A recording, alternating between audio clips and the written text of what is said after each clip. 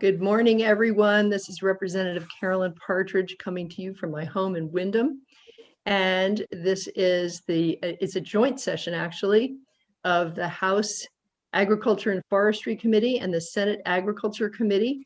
And we are being joined today by folks from the Livestock Care Standards Advisory Council. It is February 3rd, 2021.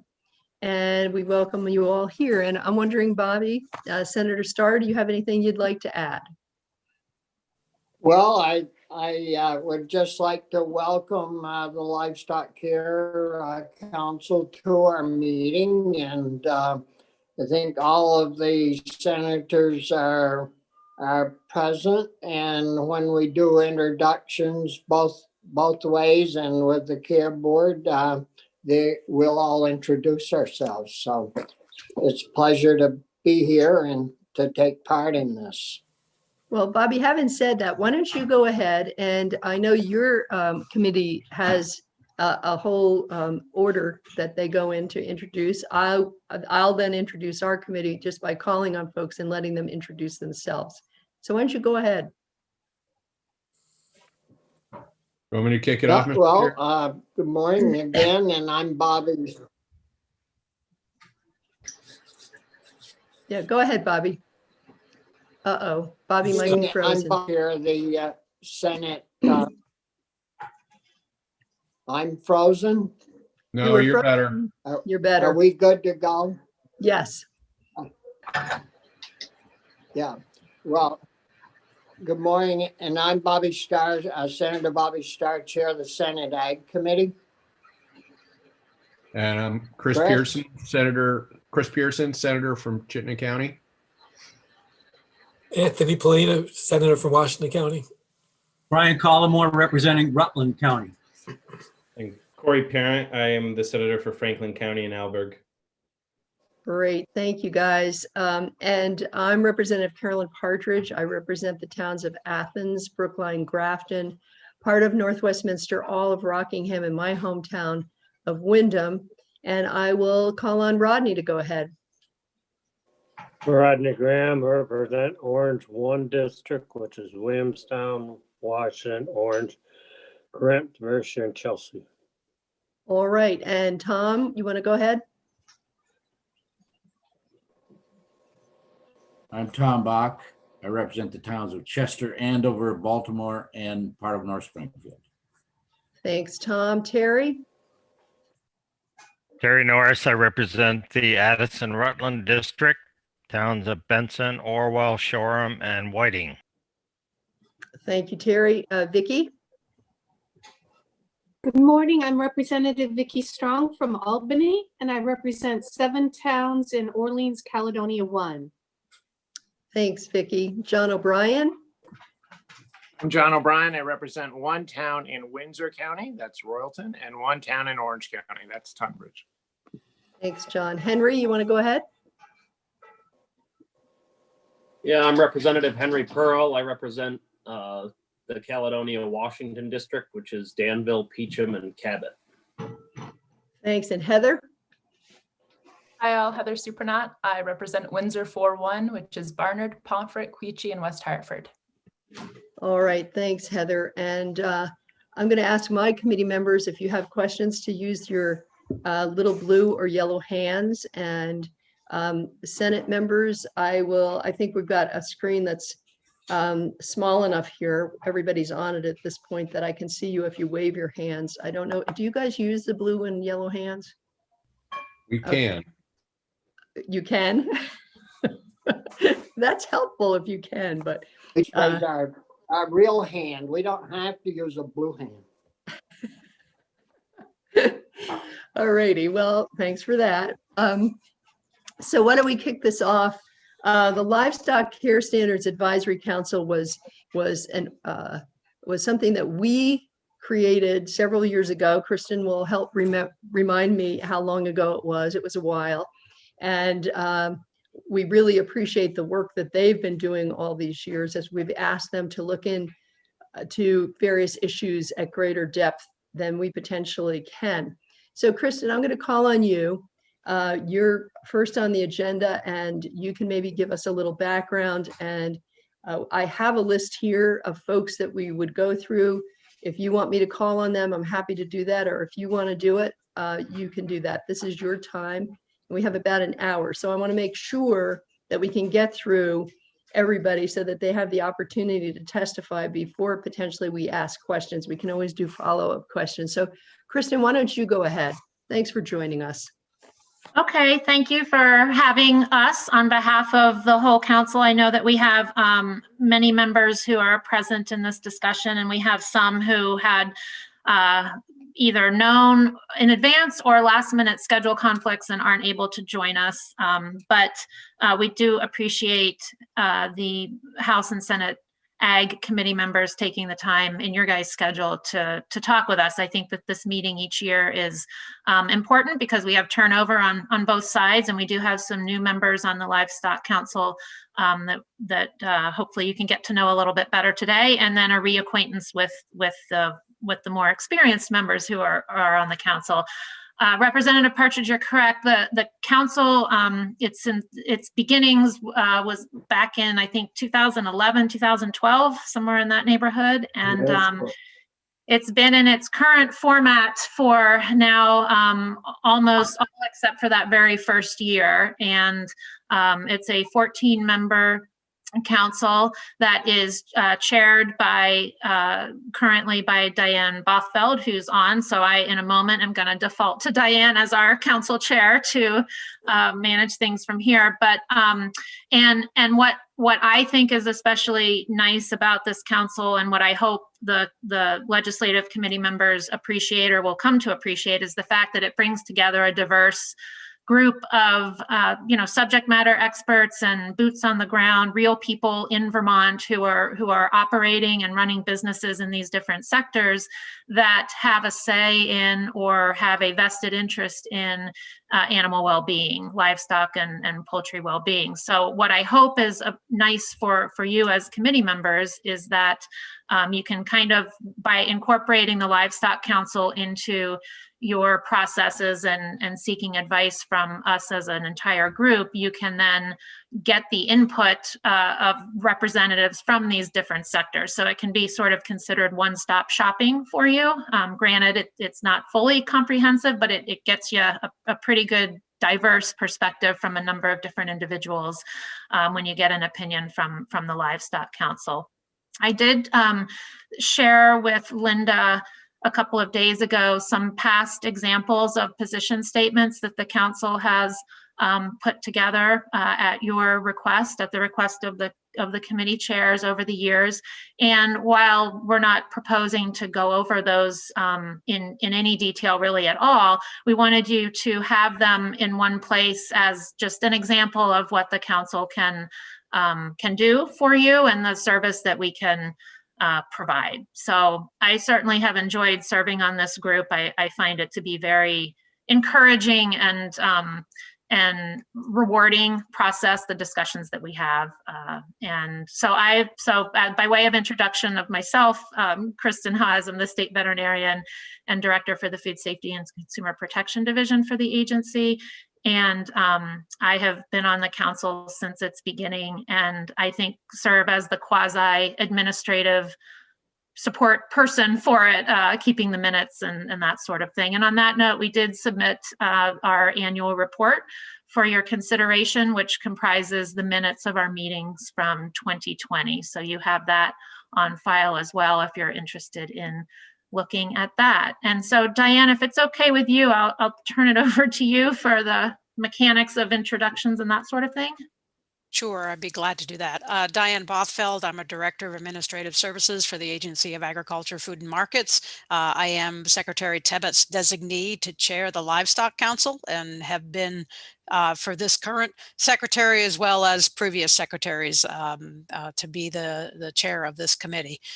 So I'm very pleased to do that. It's a great group, lots of diverse knowledge and information that comes forward. So I'll manage the introductions and I'm just going to go using what I can see as a Zoom lineup. And one of our newer members, Christina, Ashley, if you'd like to introduce yourself. your current work environment and why you're glad to be on the council. Christina Ashley. I'm a law enforcement officer with Essex Police Department. I have been here for 35 years, and I am a new member representing a law enforcement component on this council, and I'm quite honored to have been asked to join. I'm quite anxious to get to know you all and see what I can do to help. Thank you, Christina. Tara? Hi, good morning. My name is Tara Eschker, and I work at NEK Processing, where I'm kind of part of the slaughterhouse industry aspect of it. I just joined this year, so I have a lot to learn, but from what I see on a day-to-day basis, and working with farmers, I feel like I can bring a good aspect to it. Thank you, Tara. Ben Notterman? Hi, good morning. Ben Notterman here at Snug Valley Farm in Hardwick. We're a grass-fed beef and pastured pork producer. So I have backgrounds in both regenerative ag grazing as well as the pork aspect. Thank you, Ben. Rhonda, Molly Brook Farm?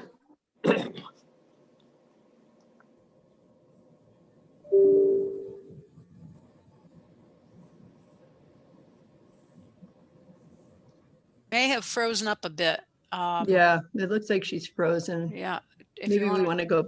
Molly, if you can, no, who is it? Rhonda. Molly? Rhonda. Rhonda, if you could turn off your video, we might be able to hear you. Okay, can you hear me now? Yes. Yes. Yep. Hi, I'm Rhonda Miller Goodrich. I'm with Molly Brook Farm. We're a small dairy in Cabot, Vermont. Thank you, Rhonda. And next would be Steve.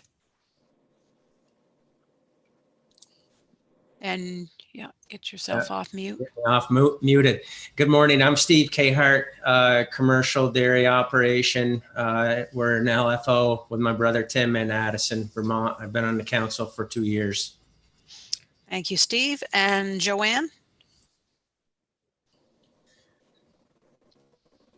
Hi, my name's Joanne Nichols. I work with the Humane Society of Chittenden County. I'm the humane investigator there. I've been doing humane investigations, animal cruelty, neglect work for the Humane Society probably since 2007 and maybe a little earlier. I've been on the council. This is my second 3-year term, so I think it's been probably 4 years now that I've been on the council. And I guess that's it. Thank you. Thank you, Joanne. And Kent. Morning, Kent Henderson. I'm a retired, longtime dairy exclusive veterinarian from Northwestern Vermont. And my role on the board is my close connection with dairy farmers and long association with issues and looking at the tremendous transition that's gone on in Vermont and in the dairy industry and the issues that you folks are facing and what we can bring to it. Thank you. And Representative Partridge, that is, I believe, all of the Livestock Care Advisory Council members. Yes, it is. Thank you. Thank you, Diane. Kristen, whoop, did I miss one? No, you didn't. But I'm aware of some folks who weren't able to be on. So perhaps for the benefit of the legislators, I can touch on who those are, if that would suit. Please do. That sounds good. Okay, great. So Ruth Bleiweikel, many of you know, she has been on the council as long as Dr. Henderson has been, and she is actually helping with the COVID vaccine locations this morning, so she was unable to join. Ruth has represented University of Vermont on the council. Eliza Rutherford might join us later. She is the owner and manager of oh my goodness, Hanoverians. blanking on her business name. Anyway, she is a horse breeder, manager, owner, runs a business in Charlotte, Foxwood Hanoverians. Apologize, Right, that's right. the name of her business. And she has a colt shipping to another state, and because of weather delays, that got postponed to today. So she might join us when that is finished up, but she is with her shipper at the moment. And then lastly, we have Tracy Webb. Tracy is a relatively new member of the council, new this year. Tracy is with NFO Livestock up in Franklin County, and so has joined the council as a representative of that sector. So Diane, I apologize for interrupting, but those are the council members who are not able to be with us, and Eliza might join midway through. Thanks. That is fine. Okay. So the next agenda item, Representative Partridge, I think we're ready to jump into that. Go right ahead, Diane. I want to just highlight the fact that when we put this council together, our goal was to have folks from a lot of different areas in the whole livestock arena. And I think we can see from the folks you've introduced that has been accomplished. So, and I also want to say a big thank you to these folks because they're working as volunteers, essentially. Do we give them lunch? I'm not even sure about that. So no, Diane's saying no. So anyway, Diane, why don't you go ahead? Thanks so much. Thank you very much. So we've worked on a variety of projects over the years, and if we've got something from you as a legislative mandate that you want us to work on, we certainly dive into that. But there's lots of different issues out there impacting livestock and well-being in the state, and so we have embarked on a couple of different things. But right now we're working on a document brochure type for those who do inspections, or not so much inspections. They're called out to look at animal well-being concerns, and it's very difficult to look at a situation and determine what the issues are. And one of the things that we've been looking at closely is the body condition of the animals. So we get a lot of calls at the agency the first time it snows and horses are outside.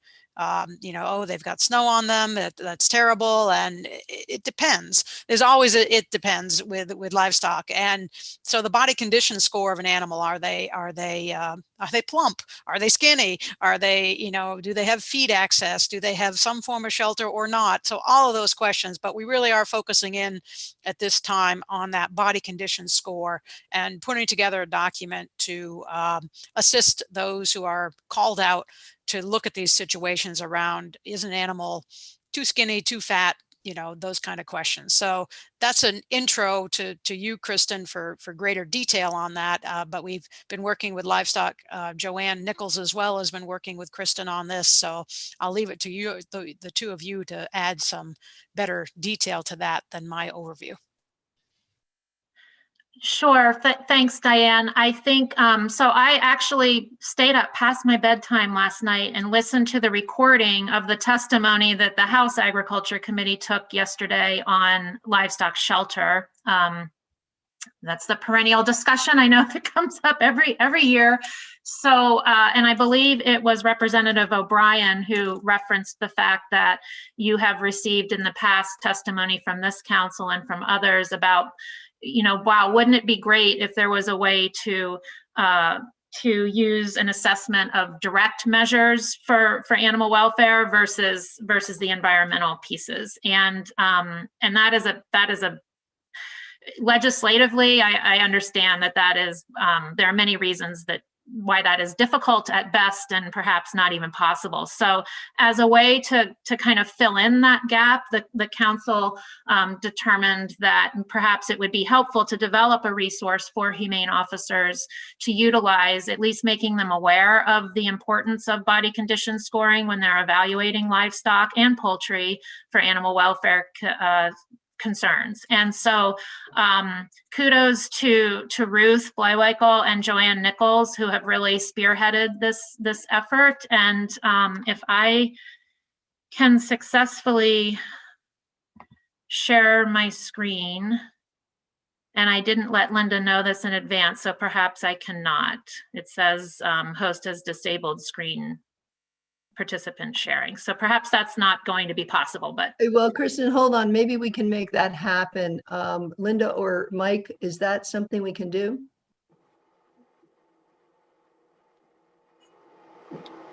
yes,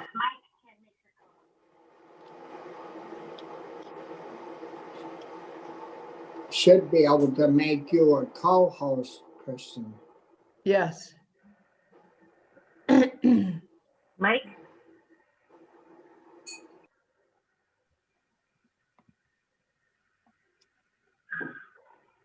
All right, I think they're working on making you a co-host, Kristen. Okay, I apologize. I should have I should have reached out to Linda about this before. I've neglected to do that. So this brochure, so what we're envisioning for it is that it will be a quick reference guide to one, here's what body condition scoring is about. Here's why it can be important. Here are some resources for you as a humane officer to be able to go and get more information on species-specific body condition scoring. And to the extent that this helps you as a humane officer when you're evaluating these cases, here's perhaps a way to bring focus to the importance of body condition scoring without putting it in an actual law and trying to define in every circumstance across the entire state of Vermont what is acceptable and what is not. So that's what we intend to use or to disseminate the brochure as. And we've talked about sharing that not only with humane officers, but also Diane and I were talking just last week about also disseminating it to town offices within Vermont, because there's so much variability from town to town as to who has that responsibility. So getting it in their hands, as well as it can be a resource for livestock and poultry owners too, to let them know what might be assessed when a humane officer visits their property to follow up on an allegation. So we hope that it'll be a nice complement to the law Act 116 that you all enacted last year. And even if that wording in that law was to change, it can still, this brochure can still potentially serve as a standalone document. Maybe Joanne, if you would like to add more on that. So Joanne, as one of the people who is tasked with investigating these cases, Joanne has been involved with putting this together and looking at it through the lens of a person who might be using it on the other side of the equation. So Joanne, I'll open it to you if you have other comments you'd like to make about it. Hi. So I find that this is a good, as Kristen says, a good, it's a good complement to offer to people like myself who are in the field, who may not be as experienced as somebody who owns livestock. So yeah, I guess I don't have that much to add to what Kristen said, other than that it's really important, and it is kind of a complex situation to walk into when you're a humane investigator or an animal control officer or the health officer for the town, to walk in on and evaluating livestock when maybe more of your experience is with dogs and cats. So this is a really good way for people in my field to get more education and find out where more resources are. Thanks, Joanne. Kristen, I think you are now co-host, so you can share your screen if you'd like. Great. So let me, there we go. All right, it's showing up on my end. Is it showing up for you folks? Yep, Yes. Diane's thumbs up. Yep. I know that signal well. So this is just a, one mock-up. We are fortunate to have Terry Smith in the Agency of Agriculture, Anson and Secretary and Deputy Secretary's executive assistant, who also has some skills in layout and formatting. So she's been helping us with this. And what you're seeing here is one mock-up version. If we were to turn this into a bifold brochure, we also have a mock-up for a trifold brochure, and really probably what it will boil down to is the preference of the Livestock Council, as well as how small the font has to be in each scenario and making sure that things remain legible for folks. But what you're seeing here is basically the cover page that just highlights the topic. And then on the back side of this bifold layout would be other links that are species-specific links for more information on body condition scoring, short videos and tutorials that would walk a humane officer through the basics of how they might use this skill set to evaluate animals. And then the center, there we go. The center of the brochure would have the substantive information, acknowledging that there's way more information on this topic that people would need to know, ideally, as compared to what can fit in a bifold or a trifold brochure. But we figured, since many people are not familiar with the anatomy of poultry, and they're actually pretty easy to body condition score, that having a diagram of poultry, of a chicken or rooster, whichever, and then having a single large animal species, and we use a beef cow as the representative there, and giving people an idea of the basic anatomy and what areas of the body they would either need to be visualizing or palpating or feeling in order to make an assessment. And then the verbiage that is here accompanies those basic principles. So that's the general idea of where we are going. Again, even some of the Livestock Council members, since I just sent this mock-up to them last night, this may be the first time they're seeing the actual mock-up. So there's still some work to be done on this, but I would expect that within the next couple of months at the latest, we could get this finalized, get it to a printer, and get it out to people. The other thing that is interesting to me, or worth mentioning perhaps, is we do have, some of you may recall, a number of years ago, we did an outreach initiative where we developed best practices for cattle and calf transport. And there was a little bit of fundraising money left over from that effort. So that's what we intend, and we've held on to it, and that's what we intend to use to cover the cost of the printing for this brochure, thinking that it is all in the same vein, and the people who donated that money would be amenable to putting it to use in this instance, since it also supports animal welfare and well-being and improves, hopefully, the investigatory process. So, and Kristen, this will be online as well, right? Yeah, thank you. Good point. Yes, we will print some, but then yes, this will be an electronic format that will remain and live, and that will be nice because presumably if the links change or some other information changes, it can be updated as we go. So yes, it will exist in electronic format as well and be accessible to folks. Fantastic. Diane, do you want to continue, or Kristen, do you want to continue? Yeah, I think that wraps up our discussion on the brochure. The bill that you folks took testimony on this past week, H116, or maybe hopefully I've got that bill number correct. Act 116, pardon me, was brought up in this discussion of the brochure. But if there's any other questions about the brochure that we're working on prior to moving on. Well, Diane, one of the questions that was asked yesterday was regarding complaints, and farmers felt that they really wanted to know who was making the complaint. And I don't know whether Kristen or you could answer that question. Doesn't have to be a long explanation, but I know in the past it's been a source of frustration, because in the past it seems that no one particularly wanted to handle it. And so I don't know if we can talk a little bit about that before moving on, but if you could, that would be great. Okay. I'll hand that one off to Kristen since she manages a lot of those potential complaints at the agency. Sure. So with regard to the anonymity discussion, my understanding from talking with our with Thea Schwartz, our Assistant Attorney General assigned to the agency, because we've posed this question to her, is that yes, someone can make an anonymous complaint. We can, at the program level at the agency, maintain that as an anonymous complaint.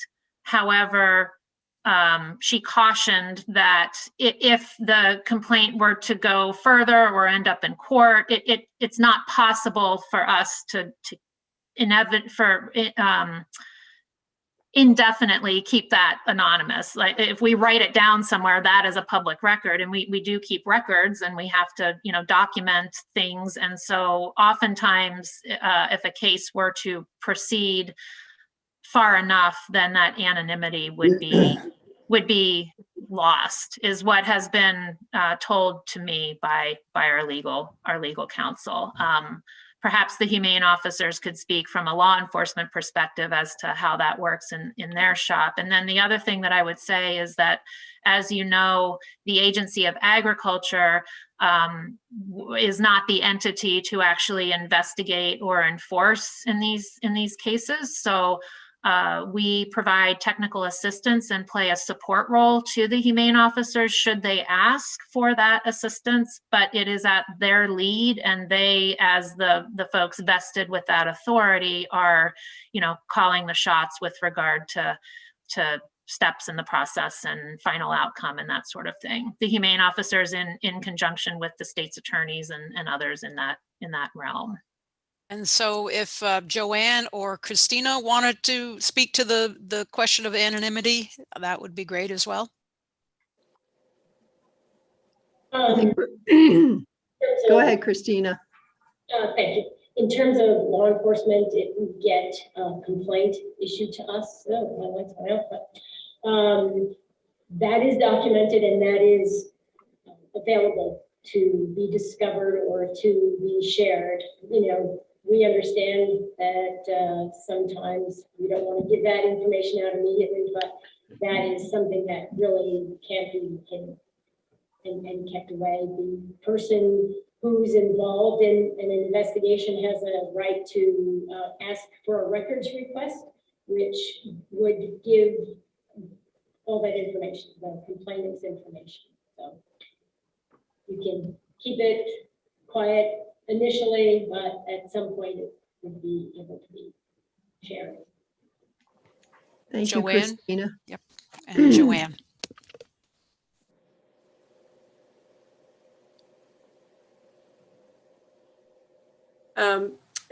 I don't really have that much to add other than what Christina has added about the law enforcement piece and if somebody requests records.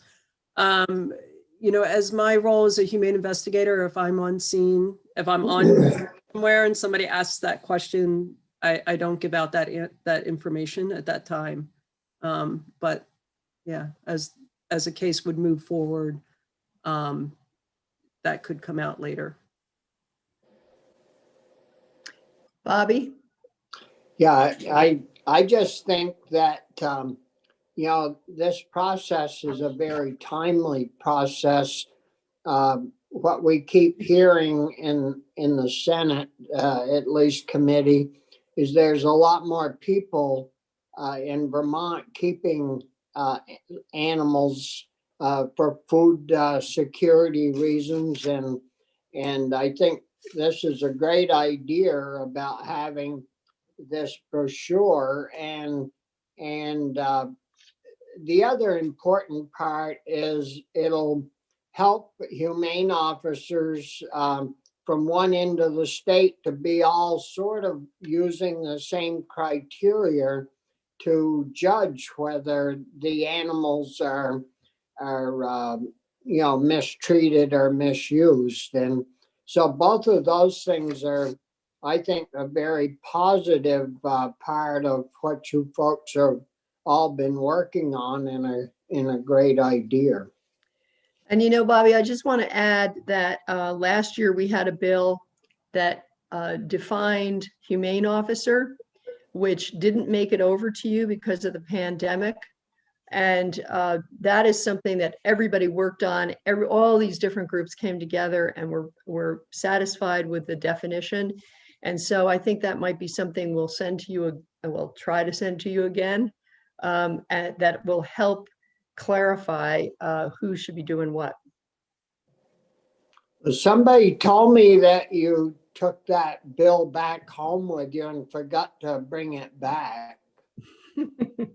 I think it's still stuck to our wall or something up in Montpelier. I actually think it might have been on the calendar, so we can check. But I don't need any extra debris around this place. All right, Diane, why don't you continue? All right. So the legislative Act 116 was brought up. Are there anything that from the testimony you heard this past week in House Agriculture, are there activities or items you'd like the Livestock Council to look into in relationship to that concerns that have been brought forth? I mean, it is an act. It was enacted last session, and it seems that folks have some concerns about it testifying to you this week in House Ag. Is there anything that you would like the Livestock Council to look into surrounding that act or the concerns regarding the act? Well, I think one of the messages we took away from yesterday, and others can chime in here, but one of the messages was that frequently folks, especially folks who are new to Vermont, don't necessarily understand that animals can live outside, and particularly folks who do grazing, and Ben might be able to want to chime in on this, but that, some of the requirements of that bill create a situation that is potentially difficult for people in particular who are grazing their animals, in terms of being exposed to sun. The purpose of the bill, as John O'Brien so eloquently said yesterday, was really to help folks who are doing this and make it clear that natural shelter was a possibility and that they didn't necessarily have to have constructed shelter.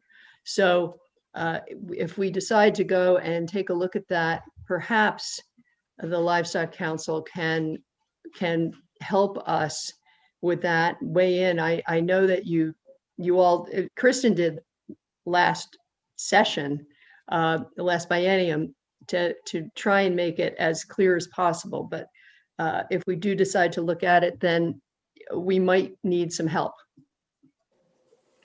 And, I see Rodney's hand is up. Rodney? Just to quickly add to that, one of their other concerns was if they used the woods for shelter, that it screwed up their current use program if they had forests enrolled and stuff like that. So I don't know if that's anything you want to add into that. Yeah, and I think we'll probably be hearing from Jill Remick again in the near future, and we can ask her about that. And for those who don't know, Jill Remick is the head of Property Valuation and Review at the Department of Taxes. John O'Brien's hand is up, and then I see Anthony's hand is up. So John, you go, and then we'll have Anthony. Thank you. I thought while we had this gang on, and looking back on yesterday too, someone like Joanne might know that it seems like the sort of animal cruelty and animal welfare issues for livestock must run to, on one side, you've got the sort of red flag situations where it's either a hoarder of animals, they got 47 horses and they don't have enough feed, or small backyard type things where for whatever reason, it's like I got to feed the kids or the animals and they just run out of money, and the animals are mistreated. So you have those cases. And then on the other side, what Carolyn was just referencing, you have people who don't understand livestock and are sort of fall into the harassment side of things. So I just wondered if you aggregated the complaints, both of who's complaining, and also what, in general, what kind of animals are the complaints targeted at? You know, is it mostly horses? Is it, you know, dairy cows? Because you might see the ribs on a Jersey and it's fine. And I thought if you had that kind of aggregation, then that might inform, say, even the pictures you put on your brochure, if there's sort of data for that. So I don't know if you want to speak to that. I don't know who wants to take that. Is that a question for you, Kristen, or? I think, well, again, if Joanne and or Christina are willing, I will say the complaints that come into the agency, and again, we then refer those, so we don't keep a database on them, but anecdotally, Representative O'Brien, I would say that those complaints this time of the year mostly have to do with dairy cows and horses. People seem, generally speaking, very, very concerned when they see a horse in a snowy pasture without a blanket, or, you know, in a paddock that doesn't have a run-in shed or trees. And as you heard yesterday, if horses, as well as other livestock species, are well conditioned to the climate and the environment and are in good body condition and have adequate feed and roughage, et cetera, they do quite well. So, but we get a lot of drive-by cell phone, drive-by calls.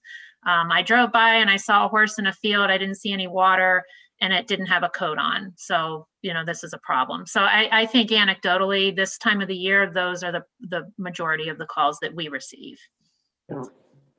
But Joanne, or Christina, they may have more accurate, detailed information. I agree with you, Kristen. That is pretty much what we get historically, especially this time of year. And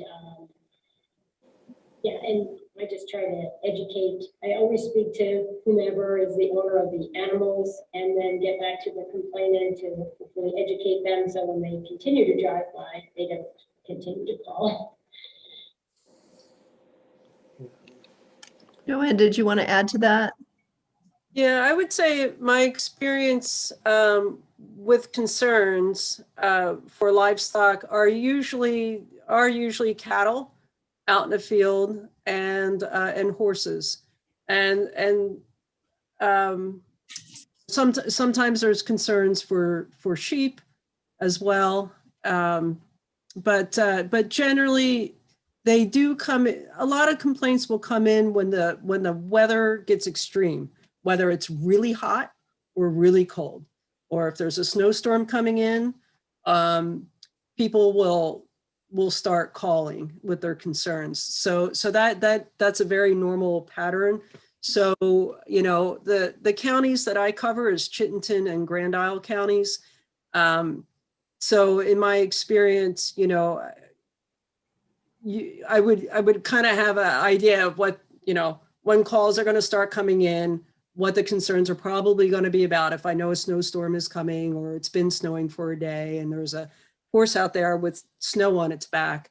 So you can usually sometimes predict these kinds of things, but then again, you do have the really serious concerns out there as well when animals are not thriving. But one note that I do want to say is that over the last couple of years, this is just a little bit of a history about being a humane investigator. It used to be that complaints came into humane societies in Vermont. And over the last couple of years, I would say 2 or 3 years, humane societies have pushed all those concerns now into law enforcement agencies. So, so my role now as a humane investigator, supporting law enforcement with cases.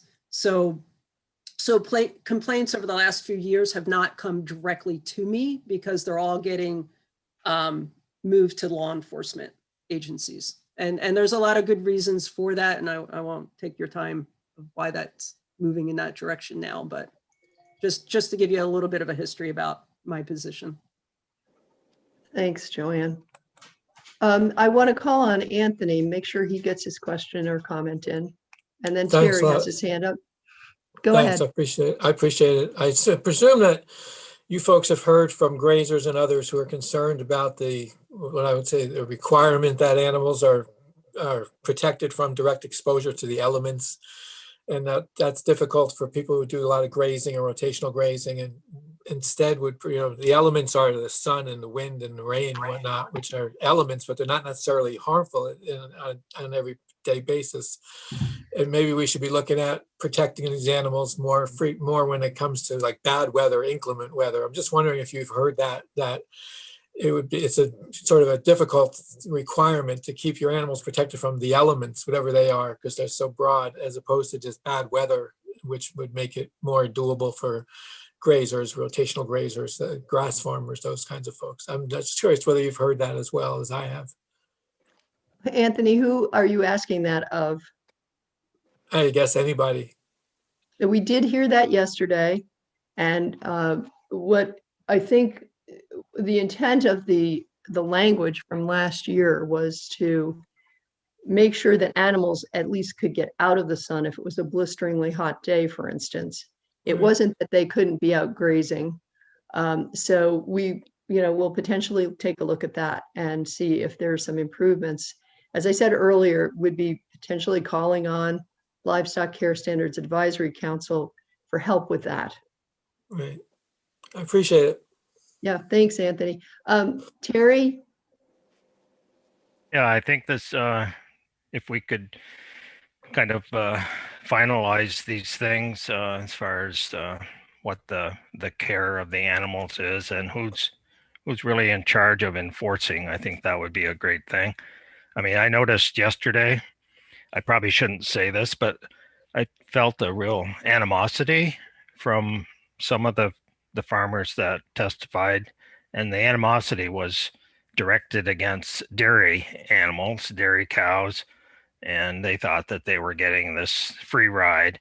So, I mean, if the farmers can't agree on what's adequate care for animals, I don't think we can expect the general public to be able to drive by a farm or, a field with animals in and really know what to do.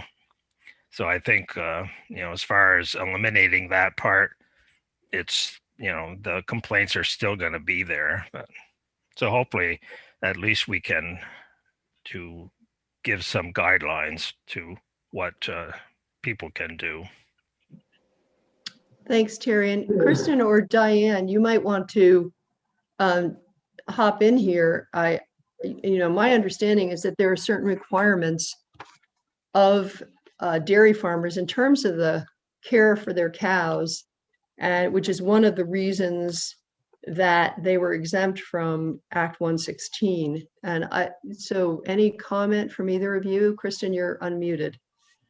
Go ahead. Yeah, I thank you for bringing that up. I would hate for anyone to think or have this perception that the dairy industry and dairy cows are just off the hook with all of this. That is absolutely not the case. There couldn't be anything further from the truth. And actually, maybe Dr. Henderson, I know you've been very involved in the FARM program and have a lot of information on that. And perhaps Kent could say a few words about that. And then Rhonda, from your perspective, perhaps sharing what you do with your dairy animals and how the things that you are subjected to with regard to their well-being and expected to uphold. Maybe that would be informative for the committee as well.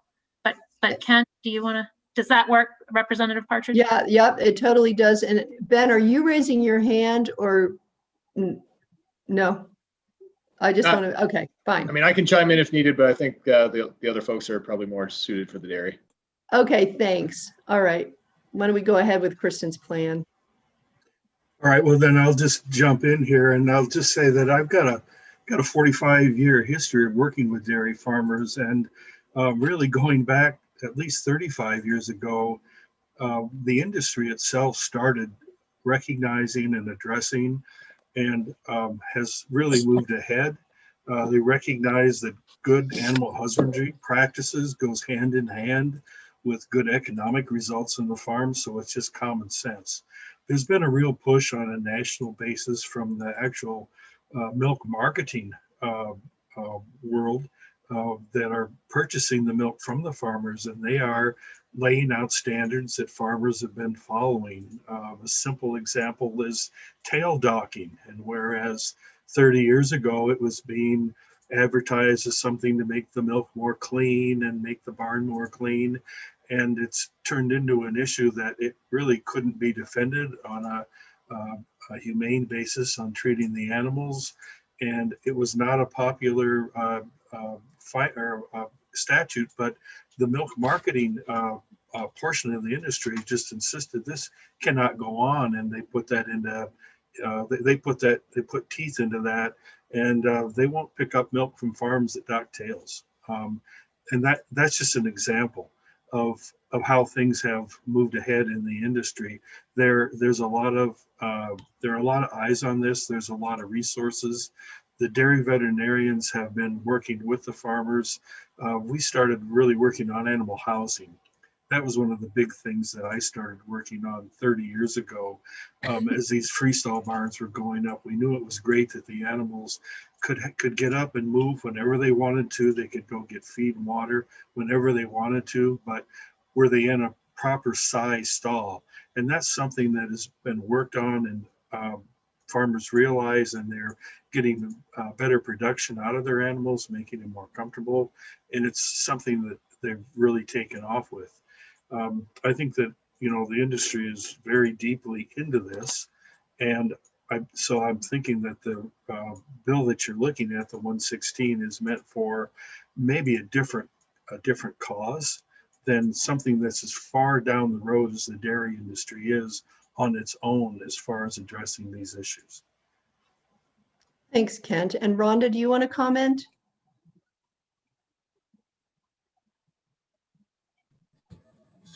Yes, I would. I mean, I'd like to add that Kristen is right. I mean, we're regulated. The farm program comes, a representative comes and takes a look at how we care for our animals every 3 years.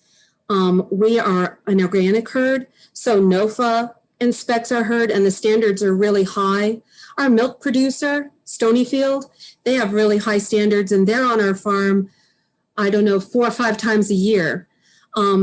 And not only that, we work with our animals 7 days a week, and a lot of farmers work with their animals every day, and you can't put that much time into a group of animals and not really care about them and care about their welfare. It's, economically, it's to a farmer's advantage to take good care of their cows, make sure that they're warm and dry and well fed and watered, and they get the proper amount of exercise. I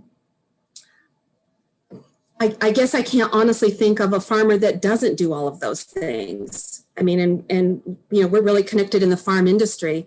Our farm has been going in the same family since 1835. So, we have a long history in this state.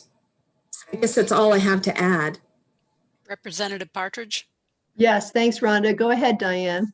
So the FARM program, there are teeth to that program. The agency interacted with a farm that lost their market last year because the animals were too thin.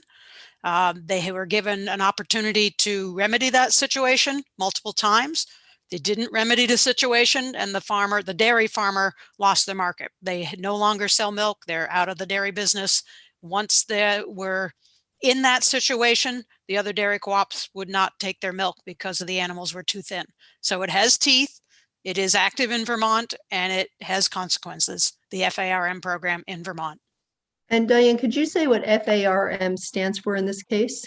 Farmers. I'm going to need help, Kristen. Farmers Farmers assuring responsible management. Thank you. Thank you. Very good. Anything else anyone wants to add on this? Is there something any of you would like to say? I noticed that we have about just over maybe 6 minutes left, and want to know if there's any other questions from either committee, or if there's anything that anyone here wants to add at this point. Bobby. Yes, I don't know who raised the question about animals being out and going into the woods and possibly losing their current use.